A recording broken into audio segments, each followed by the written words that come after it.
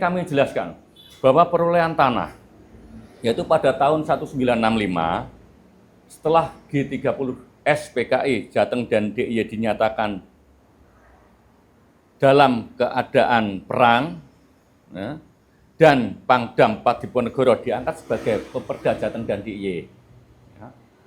Pada Desember 65, ini Inspektorat Perkebunan Jateng melaporkan kepada Peperda bahwasanya terdapat perkebunan di Jawa Tengah yang terlibat G30S PKI. Peperda itu penguasa perang daerah saat itu. Ya sebagai Pangdam, sebagai penguasa daerah itu kan gubernur juga. Karena situasi kondisi saat itu gitu loh Mas. Kemudian pada tahun 1966 pemerintah RI menyatakan membubarkan PKI sebagai organisasi terlarang. Mas ya, bahwa semua kekayaan dari bekas PKI ya tersebut dimiliki oleh negara. Itu ada Mas, data dan keputusannya ada di yayasan. Jadi kami menyampaikan berdasarkan data yang ada di yayasan.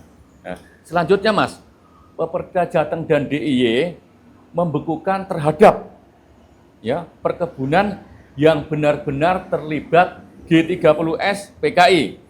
Ini semua juga ada datanya Mas, lengkap di yayasan. Ya.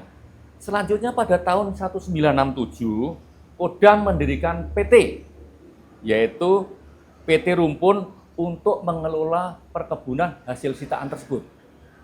Jadi setelah ada sitaan, Kodam mendirikan PT Rumpun di 1967. Kemudian Mas, PT Rumpun ya, itu setelah didirikan mendapatkan perintah untuk mengelola kebun tadi, mengajukan hak guna usaha untuk melegalkan pengelolaan, yaitu HGU ya. Dan terbit HGU atas nama PT Rumpun pada tahun 1975. Itu udah secara hukum udah sah Mas. Memang kebun-kebun hasil sitaan diserahkan kepada PT Rumpun. PT Rumpun didirikan Kodam karena perintah mengelola. PT Rumpun mengajukan HGU dan terbit HGU ya, atas nama PT Rumpun. Kemudian pada tahun 1990 PT Rumpun mempunyai 3 anak perusahaan. Yang tadi sudah saya sebut ya, ada Rumpun Sari Kemuning di Karanganyar, Rumpun Sari Medini di Kendal, Rumpun Sari Antan di Cilacap. Sebenarnya Rumpun Sari Antan bukan Cilacap saja Mas, ada di Cilacap, ada di Banyumas, ada di Kendal. Itu kebunnya PT Rumpun Sari Antan. Itu bergeraknya bukan teh, Antan, aneka tanaman. Nah, itu loh, jadi aneka tanaman lah itu.